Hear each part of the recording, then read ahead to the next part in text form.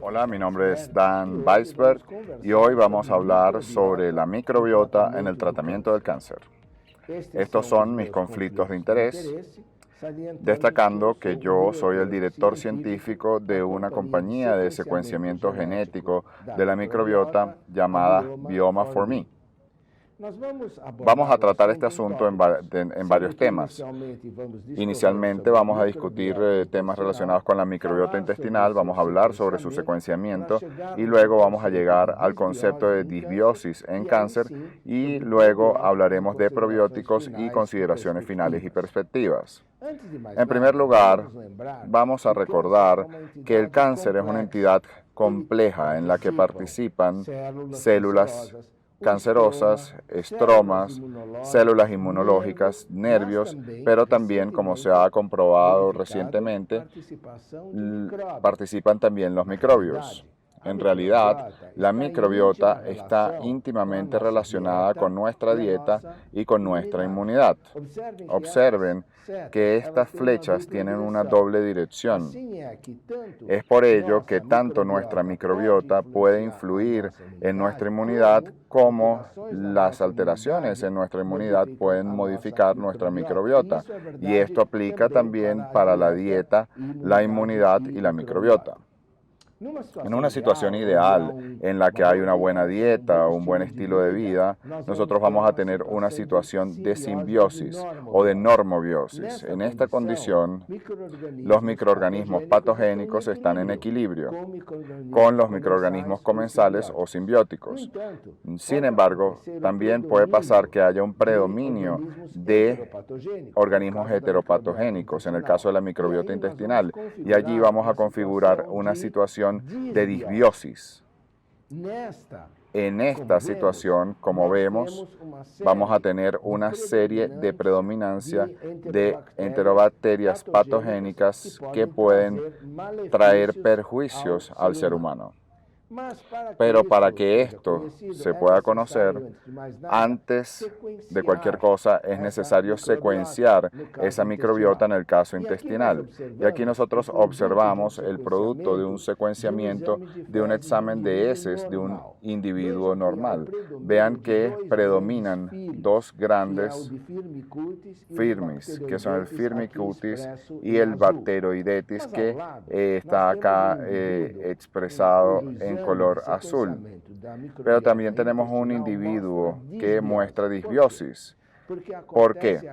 Porque aquí en esta parte azul clara vemos una enorme cantidad de proteobacterias y el verde, los firmicutes, están extremadamente reducidos. Entonces, al conocer la identidad taxonómica de esta área, nosotros vamos a poder identificar el origen de la disbiosis, pero adicional a esto, nosotros podemos establecer la diversidad y la riqueza de los microorganismos existentes.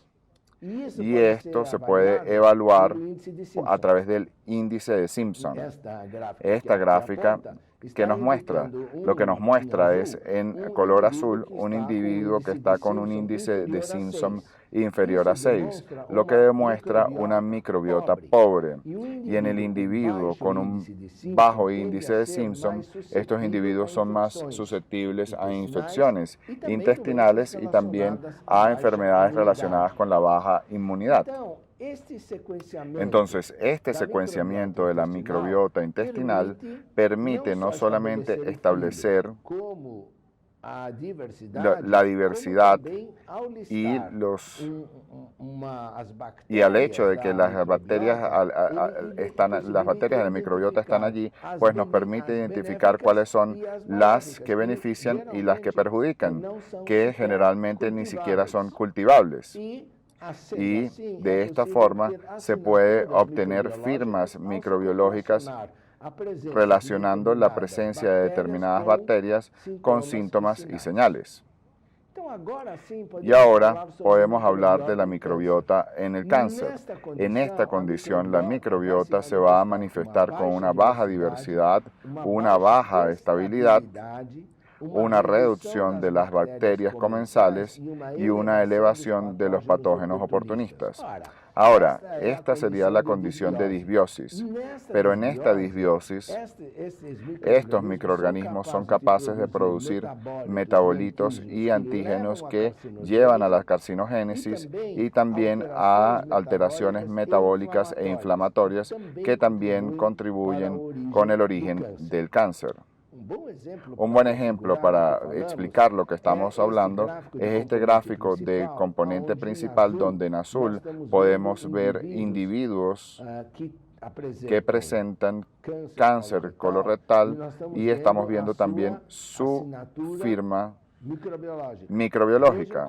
Podemos ver cómo ésta se distingue claramente de lo que está expresado en rojo para individuos saludables. Pero no solamente es eso, también existe una relación directa entre la clasificación tumoral TNM y la abundancia del género Bacteroides. La disbiosis en cáncer está asociada a una serie de fenómenos. Nosotros ya vimos que se pueden suceder diferentes tipos de inflamaciones, también puede suceder un cambio o una mutación genómica originada por esa microbiota patogénica, pero recuerden que esta se puede instalar bajo condiciones adversas. Por ejemplo, la obesidad, como sucede mucho hoy en día, y también síndrome metabólico. Entonces, estos factores pueden activar la oncogénesis y producir una promoción tumoral. En esta situación, la misma microbiota puede ser responsable de modificar la respuesta inmunológica anticáncer y de traer comorbilidades y reducir la respuesta terapéutica, quimioterápica y inmunosupresora al cáncer. Y lo que tenemos en este caso es el estado natural de la enfermedad que va a aumentar, pasa por el ritmo metafisular para llegar al punto en que hace metástasis. Hoy es posible dividir las acciones de la microbiota en aquellas que protegen del cáncer, células microsupresoras de tumor, o aquellas que favorecen el cáncer, las oncogénicas. Aquellas bacterias supresoras de tumor tienen un efecto antioxidante. Ellas estimulan y refuerzan la barrera intestinal a través de, por ejemplo, los ácidos grasos de cadena corta. También pueden reparar el ADN, activar las vías de señalización y tienen también una acción antiinflamatoria, por lo menos la interleuquina 10 está aumentada. Por su lado, la microbiota oncogénica, ella degrada la mucina, aumenta la inflamación y con esto aumenta la permeabilidad intestinal. En este caso es posible que se produzca una invasión, que los polisacáridos penetren y generen una respuesta inflamatoria persistente con vías de señalización anómalas y favorece entonces el desarrollo del cáncer. Uno de los aspectos muy importantes del tratamiento de cáncer hoy es la inmunoterapia.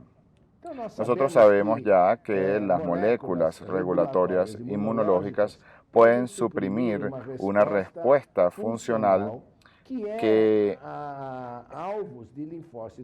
es uno de los objetivos de los linfocitos T para los antígenos asociados al cáncer.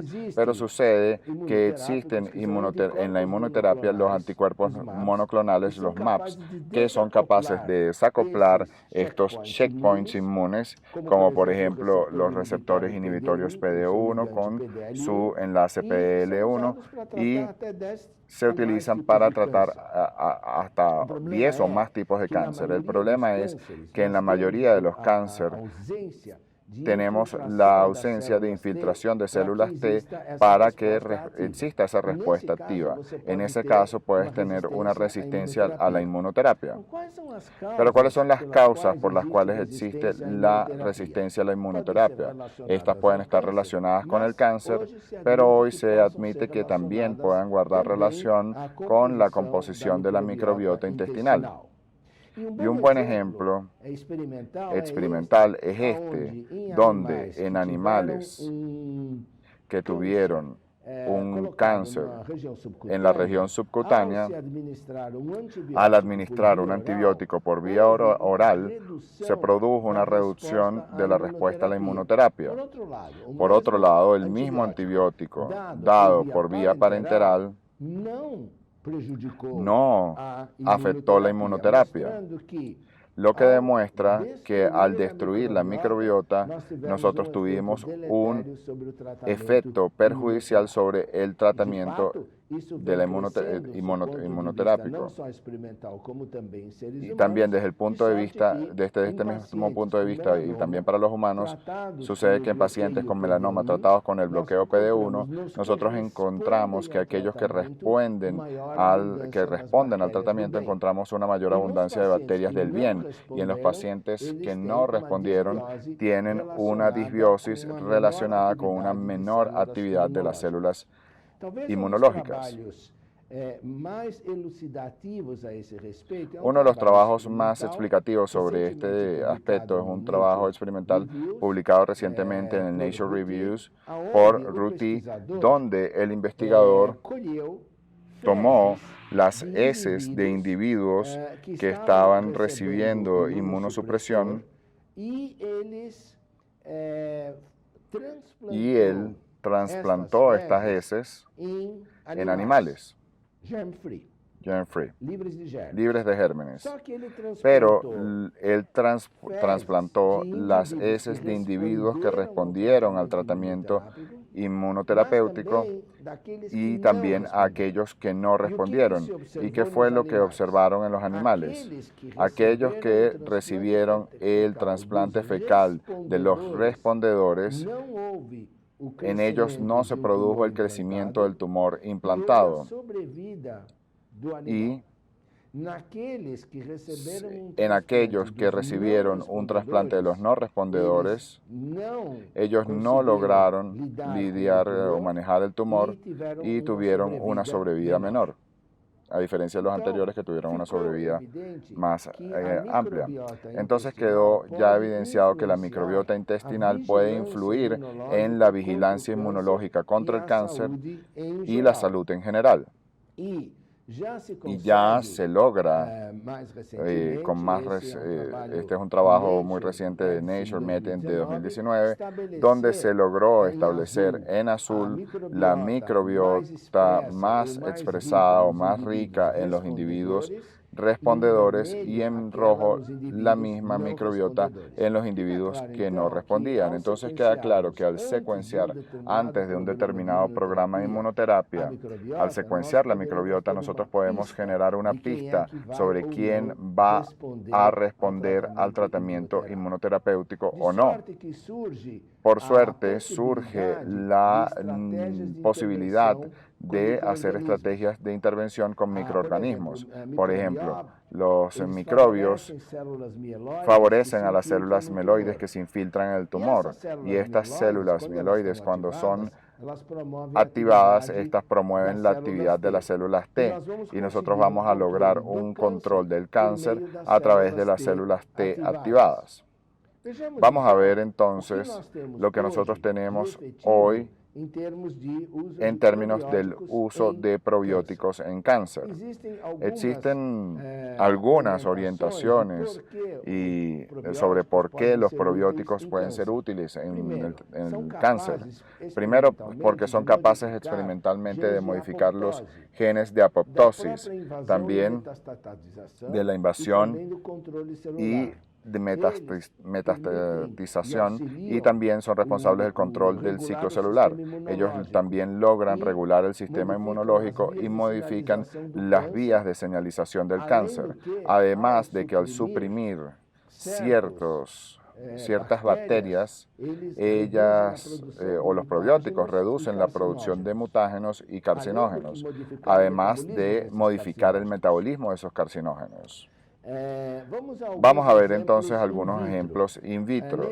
En este caso, lo que se buscó medir fue la adhesión célula a célula y se verificó que los sobrenadantes sin células de Lactobacillus casei y Lactobacillus rhamnosus GG lograron evitar la invasión de células de cáncer de colon porque ellos produjeron sustancias bioactivas antimetastásicas. En humanos, en el tratamiento perioperatorio con probióticos, mantiene la barrera hepática en pacientes bajo cirugía de metástasis hepáticas posterior al cáncer de colon. Pero también los probióticos y también los no probióticos, como el kefir, fueron activos contra el cáncer. El limnosus y el crispatus, por ejemplo, reducen la expresión de moléculas que favorecen la metastización con un efecto antiproliferativo que estimula la apoptosis, y el Lactobacillus plantarum favorece la anti-junction intestinal. Existe un efecto biológico que se conoce como TMM que permite que una célula epitelial tenga un fenotipo mesenquimal, y con esto ella tiene una capacidad migratoria e invasiva debido al factor SDF y a su receptor, que es el CXCR4. Cuando tú tienes un anticuerpo anti-CXCR4, puedes inhibir la proliferación y migración de las células malignas. ¿Y qué fue lo que se descubrió? Que el Lactobacillus acidophilus, por ejemplo, es capaz de inhibir la expresión de ese factor CXCR4 y además tiene un efecto antimetastásico. Y otros como el casei y el laminosus y el plantarum tienen factores antimetastásicos también. Así como se observaron las observaciones entre células tumorales y no transformadas y microorganismos considerados probióticos. En el caso que estamos mencionando es el Lactobacillus casei, el Rhamnosus, el brevis y el que no es probiótico, que es el agua de kefir. Este último, de hecho, tiene un efecto antiangiogénico en el cáncer de mama por la depresión del factor angiogénico y VEGF. Otros, por ejemplo, aumentan, como el Lactobacillus brevis, aumentan el interferón gamma, la interleuquina 17, las citoquinas TH1 y disminuyen las metástasis hepáticas. Ahora vamos a estudiar un poco la radioterapia con probióticos. En un metaanálisis reciente con 9 estudios prospectivos randomizados para un total de 1.508 pacientes, nos señalaron que los pacientes que tomaron probióticos tuvieron una reducción de la diarrea inducida por la inmunoterapia cuando comparada con el placebo. Y el efecto fue más evidente cuando la diarrea fue más intensa, de grados 2 o superior. Por otro lado, salió también recientemente otro metaanálisis, el Cochrane, que no logró encontrar diferencias entre el uso de probióticos y placebo para diarrea. Pero esto se atribuyó a una heterogeneidad de los resultados que perjudicó el análisis. Por otra parte, justamente en una diarrea inducida por quimioterapia, únicamente en 3 estudios prospectivos randomizados, hubo una reducción de la frecuencia de la diarrea cuando comparada con el placebo. Otro aspecto muy interesante en el uso de probióticos es la ocurrencia de complicaciones infecciosas en cirugía oncológica. En este caso estamos hablando de un metaanálisis en cáncer colorectal, donde los probióticos fueron capaces de reducir la tasa global de infección en comparación con el placebo, incluyendo la infección de la incisión y algunas ventajas también que se observaron, como la reducción de la tasa de neumonía y menor infección del tracto urinario, fístula. Y uno de los aspectos que más incomodan al paciente en radio y quimioterapia es la presencia de mucositis. Aquí estamos viendo un trabajo en donde el cáncer nasofaríngeo tratado con quimioterapia y radioterapia y que recibió probióticos por 7 semanas al inicio, produjo una reducción significativa de mucositis grado 3, acompañada de una mejora inmunológica de determinadas células, a pesar de que no hubiese ninguna diferencia en términos de médula ósea, niveles de linfocitos, leucocitos, hemoglobina o pérdida de peso. Es interesante recordar que al utilizar los probióticos en una terapia con cáncer de reducción de efectos colaterales, nosotros estamos utilizándolos como adyuvantes en inmunoterapia, quimioterapia y radioterapia. Y esto significa darle un nuevo sentido a los probióticos, que serían los oncomicrobióticos.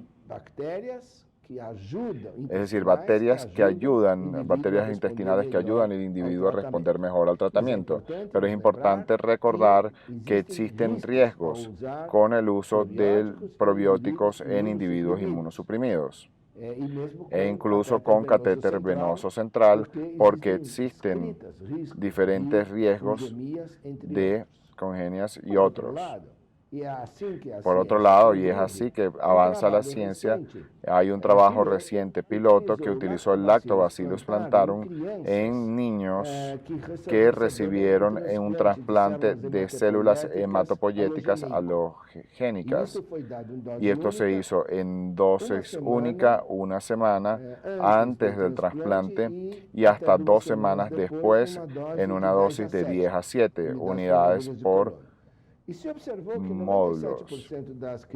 Y se confirmó que el 7%, el 97% de las crianzas que recibieron este probiótico no presentaron ningún caso de bacteriemia o efecto adverso relacionado con la ingesta del Lactobacillus plantarum, aportando que este tipo de seguridad no se puede atribuir totalmente a la ausencia del uso del Lactobacillus o de probióticos en individuos con cáncer. ¿Y qué es lo que nos depara el futuro? Esto es un ejemplo de una utilización dispar de probióticos en donde la Escherichia coli nisli, que es de 1917, que es un probiótico, se enlaza a una sustancia que al trasladarse, amplificarse y liberarse en el hígado y después de excretarse en la orina, es capaz de que ya está presente en la orina, puede indicar la presencia de metástasis hepática. Es una prueba diagnóstica muy simple con una precisión muy grande, pero que aún es experimental. Y lo que nosotros estamos viendo es que el estudio industrial busca traer un cóctel de bacterias anticáncer. De este modo, algunos estudios lograron juntar 11 especies bacterianas en un animal libre de gérmenes con tumor y observaron que el animal adquiere una capacidad inmunológica más eficiente y que es capaz de combatir tumores de una forma más objetiva. Ya para finalizar, debemos recordarles que existen diferencias importantes en la composición de la microbiota en el cáncer. Aún no sabemos si esa microbiota está alterada antes o después de la instalación del cáncer. La disbiosis por sí misma se admite que es un factor desencadenante del cáncer y es importante buscar diagnosticar y revertir esta disbiosis. Los probióticos, sin embargo, pueden ser útiles en el tratamiento del cáncer. ¿Y qué es lo que debemos hacer? Durante una situación de riesgo o en un cáncer ya instalado, es valioso hacer el secuenciamiento metagenómico de la microbiota intestinal definir su composición, y esto nos va a permitir la manipulación a través de probióticos, prebióticos y simbióticos, y también a través de modificaciones de dieta y en el estilo de vida. Ahora nosotros vamos a avanzar hacia una verdadera medicina personalizada, donde una vez determinado el tipo de alteración ante el cáncer, vamos a poder modificar esa microbiota, y con esto vamos a poder tener una mayor probabilidad de tratamiento, un mejor pronóstico y una más alta sobrevida, una sobrevida más alta del paciente. Como conclusiones, existen fuertes asociaciones entre disbiosis y cáncer. El microbioma adecuado contribuye con la vigilancia inmunológica entre disbiosis y cáncer. Las estrategias diferentes o diferentes tipos de estrategias pueden modificar la microbiota intestinal, y sin embargo la implementación de estas estrategias puede ser difícil. En términos prácticos, tenemos que evaluar la riqueza de la microbiota, siempre recomendar una dieta saludable con actividad física, y recordar, para finalizar, que en el cáncer la disbiosis de la microbiota intestinal ofrece objetivos estratégicos para modulación preventiva o restauración de la simbiosis microbiótica hospedera. Agradezco a Bioma Formit por las diapositivas que presenté, y recuerden que GANEP Educación y NutriTotal tienen materiales excelentes donde podemos ampliar nuestros conocimientos sobre la microbiota, y los invito a todos a nuestro congreso tradicional GANEPAUN 2020. Nos vemos allá y muchísimas gracias.